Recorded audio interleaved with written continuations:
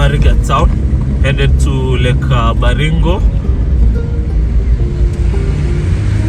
MariGate town is a nice town. It has cool tourism places. We spent the night here at one of the hotels known as Limani Resort. Budget friendly.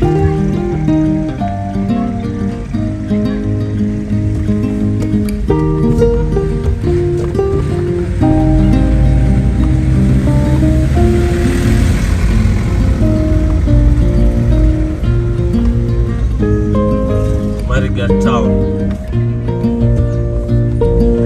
Here you get the best honey. They're also known for selling livestock. They have a big market for livestock, goats, cows, as most of the people who live here are herders and pastoralists. In fact, it's alleged they produce the best livestock. The best beef in the country. Yes, beef and mutton. That's the terms of the taste and the tenderness. Yes. You can see goats are all over, even on the roads.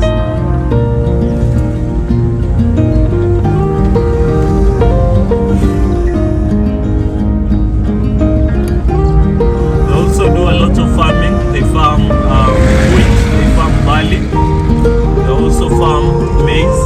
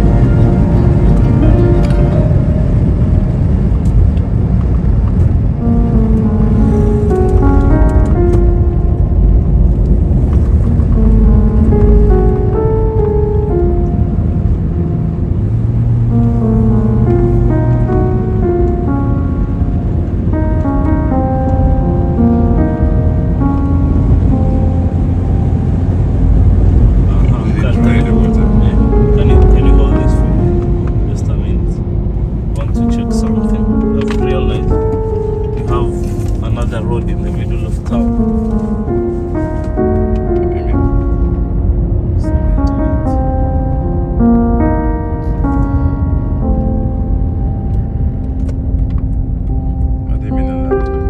In the middle of town, heading that way.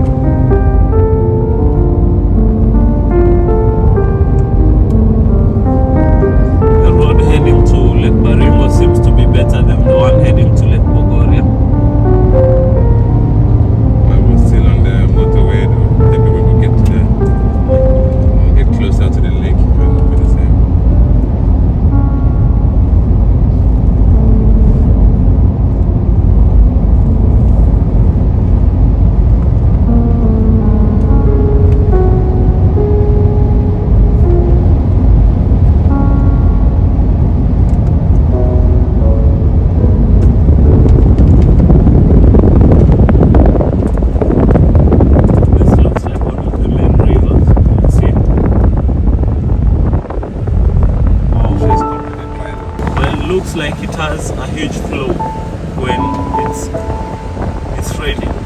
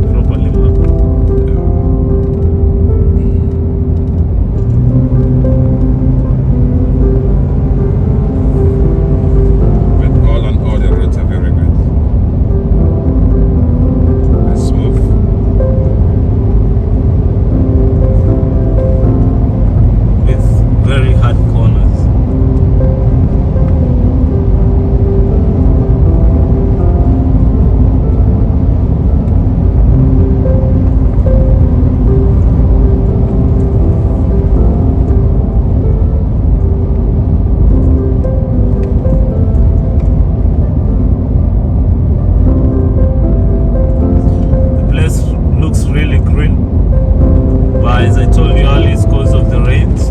This is a semi-arid area, so when it's dry, it gets really dry. If you drive through here during the dry season, you might see a different face from what you're seeing now. During the wet season or dry season? Dry season. This is the wet season. That's when rain falls in the dry. Dry season, there's no rain, so it all dries up. It looks the vegetation. Yeah, the vegetation. You might drive here when there's water on the bridges. It'll be different as well. Yes. It depends what time of the year you're driving. It seems you've come at the best time of the year.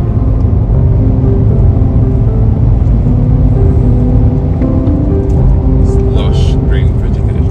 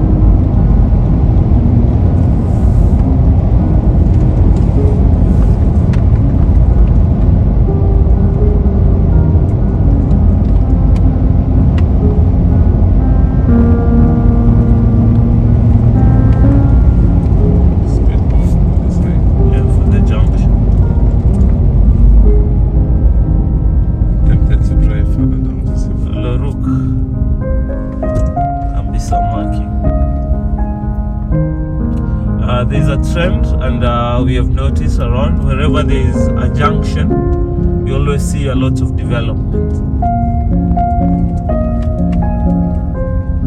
That's the lake is not far. Yeah, because you stand up and do it 360.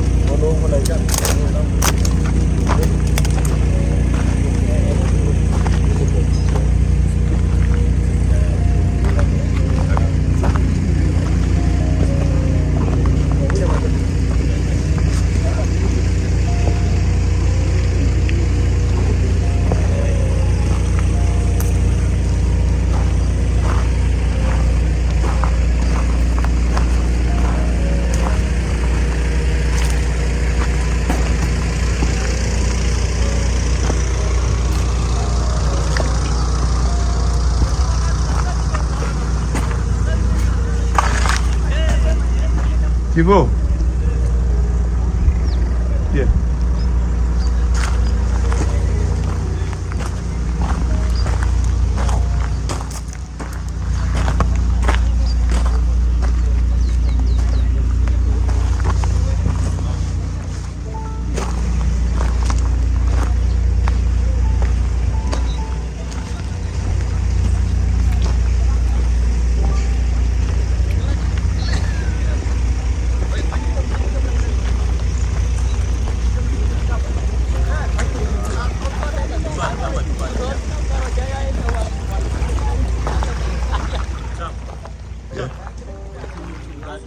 Yeah. He's saying it's the best view from the lake. Wow.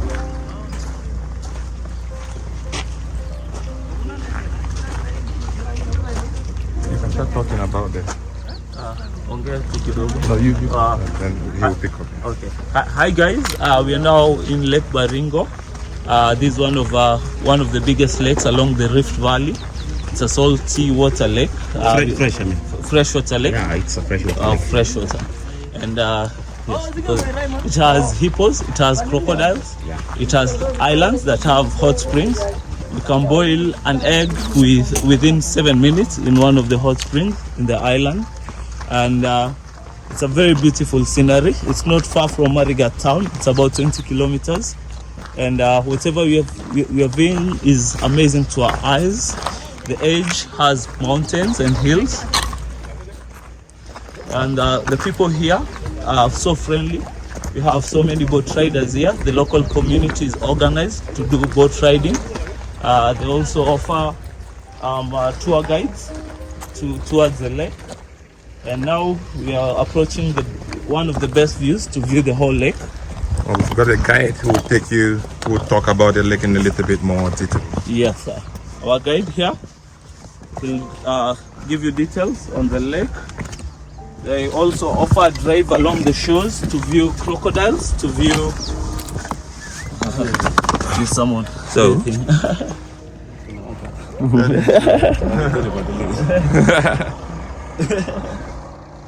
we have to wait. Going back, the view is very nice. So the video is nice going back.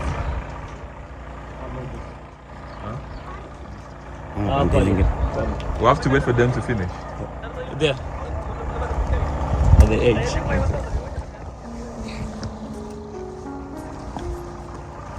Let's go backwards. But this view is very nice.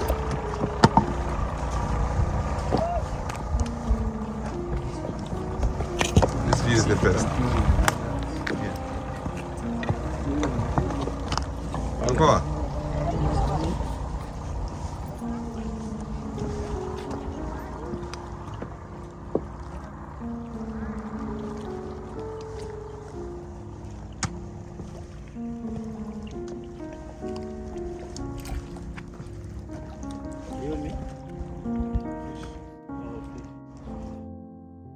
Those fish is doing that. I think here is Fishing is one of the most. Kuna samaki gani? We have pipes. Tuelezee hiyo yote. We have lungfish, tilapia, vina, common fish, barbas. it's okay.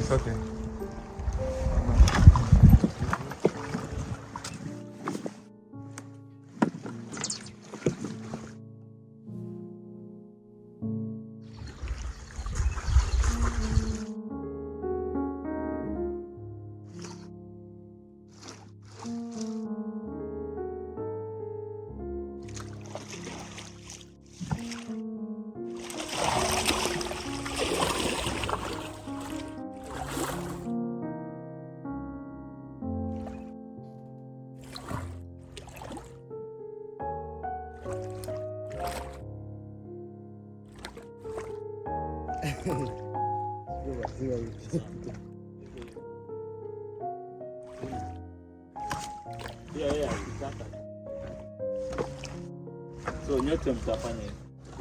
Kwenye atashindwa kusema, will be both of you mnasaidiana. That's it, Kivo. So they can just talk. So here is one of our guides. He'll introduce himself and tell us more about the lake. Yeah, my name is Lucas. I'm a tour guide here in Lake Baringo. So first of all, Lake Baringo is one of a freshwater lake found in the eastern wall of the Rift Valley. Lake Baringo was actually formed as a result of faulting. The area of the lake it's 220 square kilometers, being the second largest lake in Rift Valley after Lake Turkana. So we have the eastern wall. Those are the Laikipia Plateau. And then we got 4 inlets which fits Lake Baringo. Inlet number 1, we have Molo River, Perkera River, River Endau, and River Arabal. River Endau is a seasonal inlet. All inlets from the Mau escarpment. And in Lake Baringo, we have an underground exit. We call a subterranean drainage, and it's found in the northern part of this lake. It goes to a center which is called Capedo. After that, it forms like a waterfall. Then it flows joining Kerio River. Kerio River drain water to Lake Turkana, meaning Lake Baringo, and Lake Turkana it's connected underground. So we have 7 islands in Lake Baringo. Island number 1, it's called Paramolo Island. It's a polygamous island. There's only one man with 5 wives and more than 40 kids. And then we have the community island, Coco Island. Down there, there's a luxurious hotel which is owned by Dr. Soliki. We have a Coco Body Primary School down there. And behind the same island, we got hot water gushing out from the underground. It's like 7 kilometers from the shoreline to that island. And then with the aquatic animals which are found in Lake Baringo, 1, we have crocodiles. But friendly crocodiles, they're not ferocious, they're purely docile. We also have hippos. Hippos, the bird swimmers, the herbivores, and they live in a territorial, they're not scattered like crocodiles. And fishing is one of the most economic activity. We have 5 types of fish in Lake Baringo. Fish number 1, tilapia. We have catfish. We have langfish, barbas, and lageos. All fish is edible. I think my friend Luis. Luis, can you add something? Yeah. We also have this gentleman who also. So welcome again. My name is Luis Juma. I'm a tour operator here. I work as a tour guide, both as a birdwatcher and a boat rider here. So in this lake is one of the freshwater lakes which lies about 47 miles north of equator. As I've said, the lake has got some percentage of fluoride found inside. If you are keen looking at the local community here, many of them have been affected by the dental fluorosis as a result of drinking this water direct without boiling it whatsoever. So the lake is a very is a very big tourist attraction here because it supports the life of so many both aquatic and terrestrial animals, including bird life. The species which have been recorded here is about 450 different species, and 50 more migrants are coming, so all sum up to 500 species of birds that have been recorded here, which serves as a very important tourist attraction in the whole country. So we have got friendly crocodiles which are normally mingling with people around here, and it's easier to see if anybody is going for a ride and willing to touch even one. It's very okay because they're not ferocious, they're very friendly indeed. So for the hippos, we have them, but they live in a harem, and they live far on the south, deep into the south, and sometimes you can see them close on the northern part of the Dr. Likis Bay. So as you can see, these are among the islands that we have and that we normally take the tourists to visit some of these islands. And you can see them. The big one is called Orkokwe with an hot spring found behind it. And it's being occupied by one community called the James, who are part of the Maasai speaking community. And they've got schools, dispensaries there. They've got church. The head by this person there is the chief. And this is the family island, the private island that you see behind me here. So we have got more islands that some of them are inhabited, some are not inhabited by human beings.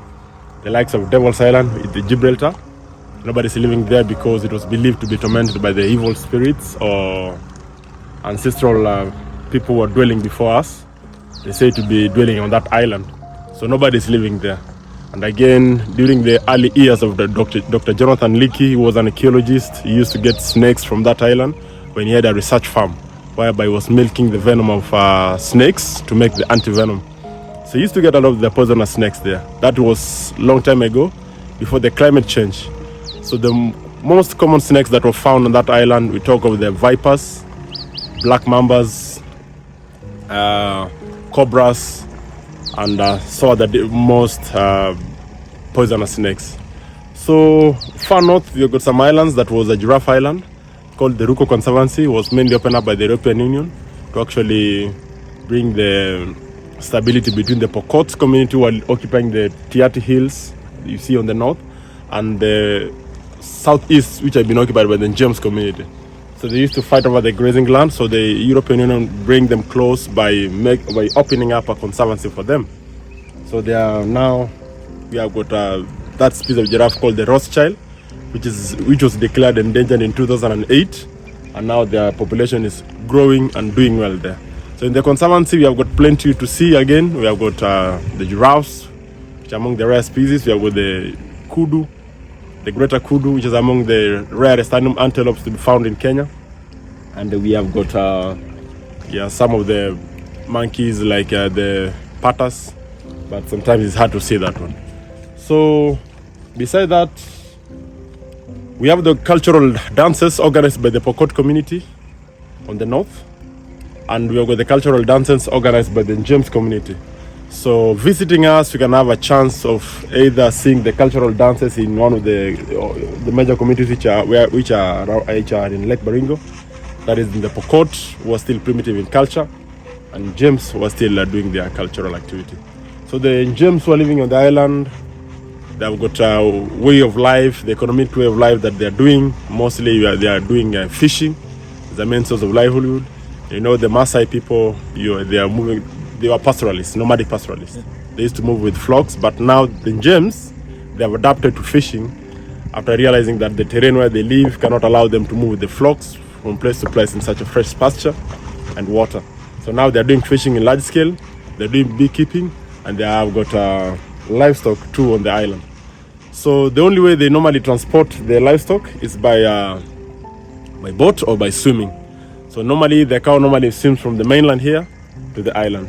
Sometimes during the market days, that is happening on Thursdays here, they move the cow 2 days prior to the market day, so that the cow can have time to relax and reduce the pressure from the mind, and maybe because swimming here is a little bit longer. It's around 7 kilometers crossing, so it's a little bit far for the animals to cross. So they have to move them 2 days prior to the market day, so that can make them swim across with the animals. So they use the boat made of a raft called the balsa wood, which is one of the first boats that were discovered and used in Lake Baringo.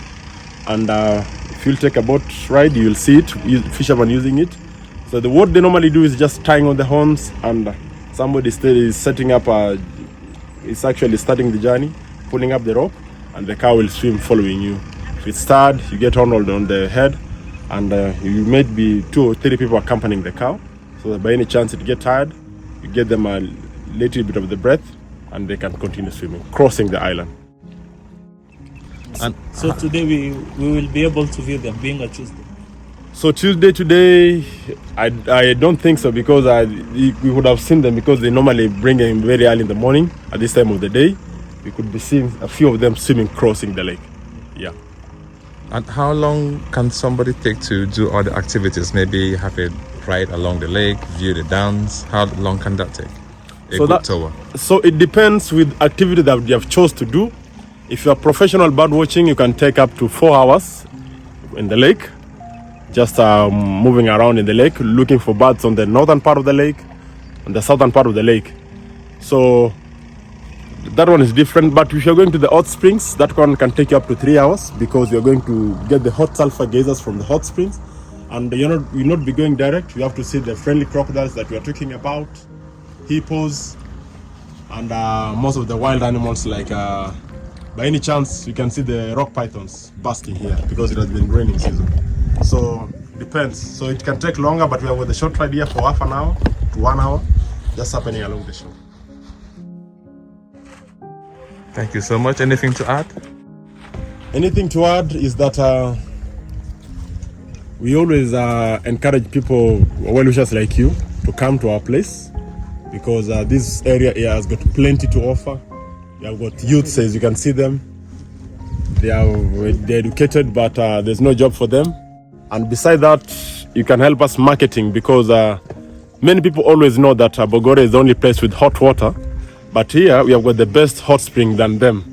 So if you market for us the hot spring that are found in Lake Baringo, it will be much better, because at least people will now know we love choose either to go in Bogoria or come here. So for the other things we offer, we have got the snake park, and we have got the cultural dances as we have talked about. So you can really help us in marketing, and maybe sending the kind link video to most of the touristic tour operators in Nairobi, and they can send their clients here, and you can find the union of the youth organization here we have. At least they can help raise their standard of living. Can you give your contact? Can you give your contact? My contact is 0725 103 553. Your name? Luis Juma. Yes, thanks so much, Juma. So guys, you've heard it. That's a cry out plea to help support the economic way of life here. So while at the same time having a good enjoyment of what nature can offer.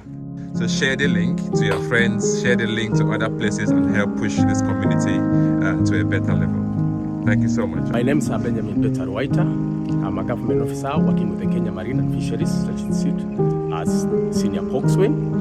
Okay, the one thing I want to talk about, the lake is one of the unique lakes in Kenya, whereby the Kenya Marine are dealing with the research on aquatic life in the lake, marine life in the lake, and also dealing with the safety of the seafarers. Okay, I want to say something about the vessels that we use here. The vessels are modern vessels made of fiberglass boats and outboard engine boats. Those are modern boats that people use here. And also Kenya Marine, we have two big boats, and also they offer the services like the community, the services of boating, of hiring of boats, information about the lake is being offered by the Kenya Marine and Fisheries. If you visit that office, which is stationed at MariGate, you will just get the information and also get the services of boating. Okay, in this lake again, what I say, it's a unique lake because it supports the fishery and also tourism. Because we have the aquatic animals like the hippos and other crocodiles and other animals like monitor lizard, and also we have the fish, which supports the economy of the area, because we have the fishermen who are dealing with the fishing, and we are also working in cooperation with the Kenya Coast Guard Services, offering the safety of the seafarers. Because client comes here, we must ensure that they put on life jackets. And also the boats are well serviced. It's not leaking. We ensure everything safety on the seafarers is paramount. We must make sure that all seafarers are safe. That is safe pilotage. So all clients, welcome to Lake Baringo, welcome to the community boats, welcome to Kemfree offices. You'll get the same services. Which are some of the fish found here? Okay, we have 5 types of fish, and they are all edible. We have the Protopteras, that is the scientific name, that's Kamongo. We have the Clarias, which we call the Singi, which have it has something, it is very unique. It's found, they are mostly found in rivers. We have the tilapia, which is common fish. We have the barbas, and we have the labios. So those are 5 types of fish found in the lake. Yeah. And the crocodiles here, edible, or are they? No, they are not edible. Okay, the crocodiles here is just mainly for tourism. And they are dwarfed Nile crocodiles. They are not big in size. They say that all the crocodile, the size of the crocodiles determines on what they feed on. Because if you compare the crocodiles which are found in Baringo and Tana River, they are different because the other one is bigger because they feed on wild beasts and other big animals. With our crocodiles here, they feed on fish, birds, that's small animals. That's why they grow smaller. And since the lake is, I said there is fishery and wildlife, tourism, whatever. So these animals, they mostly interact with the fishermen in the lake most of the time. So, the crocodiles are problems to fishermen because they normally attack they feed on the fish which are trapped in the gill nets, and they destroy the nets. So the fishermen are they are facing challenges on crocodiles. But because it is main economic activity of the area, we need tourism, we need fishery, so we have to support both of them. Yeah, we need them. They are very important to us. So, and in a year, what's the average number of tourists who come to visit here, and where are they mainly from? The information now, I cannot tell the amount, the exact figure that they visit, but we normally get very many visitors towards the December season, that is for holidays, weekends, especially students from schools when they visit on education tours. Those people, we normally get them. They are good number. They are good number. And they foreign or local? They are foreign and local.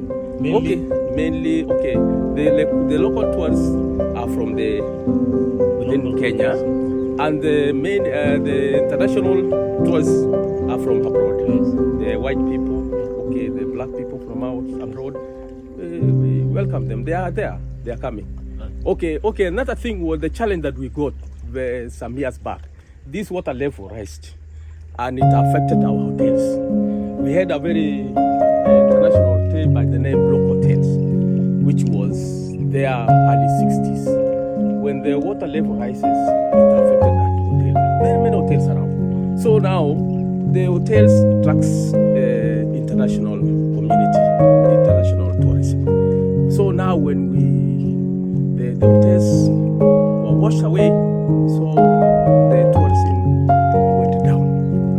But now we believe the water has gone down, but they cannot really do some other thing. But we have some other hotels which are now there, which are functioning. So we welcome all visitors to visit, and they visit Ken-free offices for more information about the lake, the water parameters, the type of fish, and services of boating. Can you just where's your office located again? My office was initially down the other side, but it was washed by the water level. But we are now down at the Coast Guard office. I think you see that there's the building there. This is the Coast Guard services that we have offices that we are in touch with them. And our offices are on the other side, whereby when the services are needed, we just get in touch. But the only thing you get in touch with my boss is at MariGate by the name Dr. Cyprian Odoli. Thank you so much. Welcome.